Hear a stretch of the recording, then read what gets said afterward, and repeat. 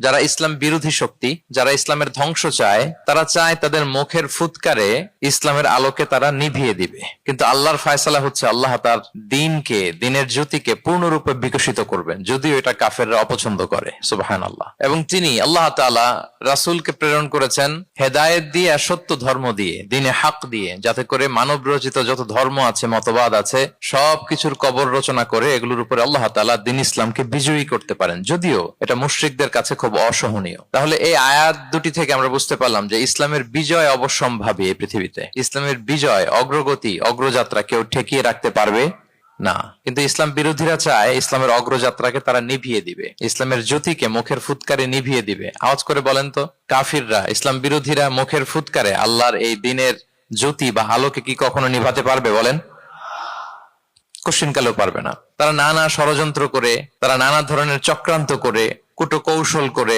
আমাদেরকে আমাদের ভূমি থেকে উচ্ছেদ করে, আমাদের ভূখণ্ডে বোমা নিক্ষেপ করে, নানা ধরনের ষড়যন্ত্রের ছক এঁকে আমাদের নওজওয়ানদেরকে শহীদ করে, গ্লোবাল সমুদ ফ্লোটিলার মতো নৌবহরকে আটকে দিয়ে ওরা ভাবে যে ওরা ইসলামের বিজয়কে ঠেকায় ফেলবে। আসলে কি পারবে? না। আল্লাহ বলেন, আমি ইসলামের জ্যোতিকে পূর্ণরূপে বিকশিত করবো। আল্লাহু আকবার। এটাকে কেউ ঠেকাতে পারবে না। তাহলে ইসলামের বিজয় অবশ্যম্ভাবী।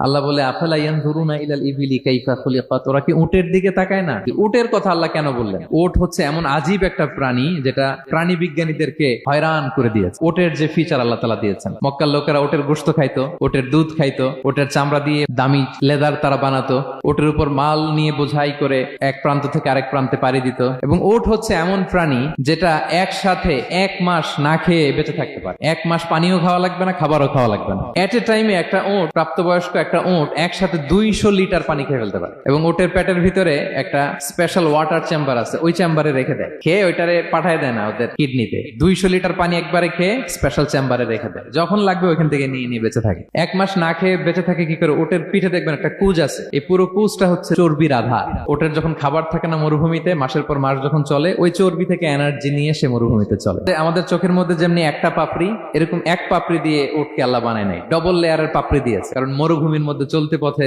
লু হাওয়া থাকবে, মরুভূমির সাইমুম, বালুর ঝড়, এই ঝড় মোকাবেলার জন্য, লু হাওয়া মোকাবেলার জন্য ডবল লেয়ারের চোখের পর্দা। একটা পর্দা ফেলে রাখে, আর একটা খুলে সে হাঁটতে থাকে, তার কিছুই হয় না। সুবহানাল্লাহ। এবং মরুভূমির মধ্যে যে ক্যাকটাস আছে, গুলমলতা, বড় বড় কাঁটা জাতীয় গাছ, যেই কাঁটা পৃথিবীর কোনো প্রাণী খেতে পারবে না, কিন্তু একটা উট অনায়াসে খেয়ে ফেলতে পারে।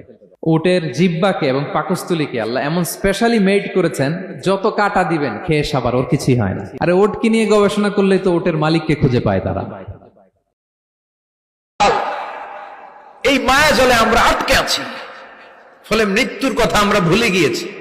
পাগলের মতো ছুটছি, আরো টাকা লাগবে, আরো খ্যাতি লাগবে, আরো যশ লাগবে, আরো দাপট লাগবে। আমার এত টাকা দিয়ে কি হবে? এত সম্পদ দিয়ে কি হবে? এত ব্যস্ততা দিয়ে কি হবে তোমার? স্টপ, থামুন, অনেক হয়েছে, আন্না, থামুন। Take a rest, take a breath and think about death. Think that you have to go back to your Lord. একটু বসেন না, একটু ভাবেন যে আমাকে চলে যেতে হবে, চলে যেতে হবে। এই কোলাহল, এই ব্যস্ততা, এগুলো থাকবে, থাকবো না আমি। সাইয়েদনা ওমর ফারুক বলেছেন, মুতু ক্বাবলা আন তামুতু, মরার আগে একবার মরো। হাসিবু ক্বাবলা আন তুহাসাবু আলাইকুম, তোমার হিসাব নেওয়ার আগে তুমি একবার নিজের হিসাবটা করো না।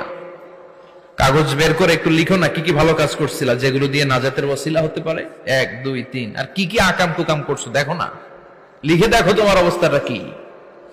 মরার আগে একবার মরো। মরার আগে খাটের মধ্যে শুয়ে শটান করে চোখ বন্ধ করে একবার মরার ভান করে দেখেন কেমন লাগে। চোখটা বন্ধ করেন আর ভাবেন আপনি নাই, কি কি হতে পারে ভাবেন। আপনার ছেলে মেয়েরা কান্না জুড়ে দিবে, আপনার প্রাণের স্ত্রী বিলাপ শুরু করে দিবে, বন্ধু বান্ধবের চিৎকার আর মাতম, স্থানীয় এলাকার মসজিদে ঘোষণা, অমুক এলাকার নিবাসী অমুক ভাই, অমুকের ছেলে অমুক দুনিয়ায় নাই। সব আত্মীয়রা চলে আসবে, ফেসবুকে স্ট্যাটাস দেয়া হবে, সবাই সবাইকে জানাবে বিকাল 4টায় অমুক হাই স্কুল ময়দানে আপনার জানাজা। ছুটে আসবে, সবাই ছুটে আসবে আপনাকে শেষ বিদায় দিতে, গুড বাই জানানোর জন্য, আল ওয়াদা, বিদায় জানাতে আসবে সবাই। 4 তাকবীর দিয়ে আপনার জানাজা হবে। অশ্রুসিক্ত জানা যায় আপনার বিদায় হবে, কাঠের খাটিয়ার মধ্যে করে কাঁধে তুলে আপনারে কবরে নেওয়া হবে, আগে থেকে খুঁড়ে রাখা কবরটার মধ্যে আপনারে বিছিয়ে দেয়া হবে, বাঁশের কচি দিয়ে তার উপরে মাটির চাপা দিয়ে সব চলে যাবে। ভাবেন না একবার চোখ বন্ধ করে, this is the circle of life, this is the nature of life. এটা সবার হবে, আমার হবে, আপনার হবে। এত মায়া, এত ভালোবাসা কই যাবে? কেউ থাকবে না, সবাই আপনার অন্ধকার কবরে রেখে দিয়ে চলে আসবে। উপরে বাঁশের কঞ্চি, তার উপরে মাটির চাপা, অন্ধকার আর অন্ধকার। এই অন্ধকার যেন শেষ হতে চায় না। এজন্য আমাদের চলে যেতে হবে। দাদা গেল, চাচা গেল, মামা গেল, আমাদেরকেও যেতে হবে। জোরে কোন ঠিক কিনা? একদিন মাটির ভেতরে হবে ঘরে মন আমার, কেন বন্ধ দালান ঘর, প্রাণ পাখি উড়ে যাবে পিঞ্জর ছেড়ে।